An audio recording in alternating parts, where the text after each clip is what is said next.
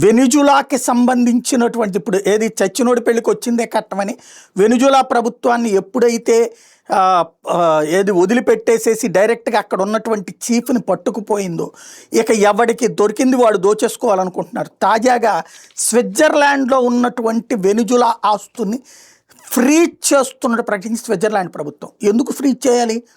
అక్కడ ఉన్నటువంటి ప్రభుత్వం మదురోని అరెస్ట్ చేసింది అమెరికా. వాస్తవంగా దానికి హక్కు ఉందా లేదంటే స్విట్జర్లాండ్ ప్రజాస్వామ్య దేశం అని చెప్తుంది కదా.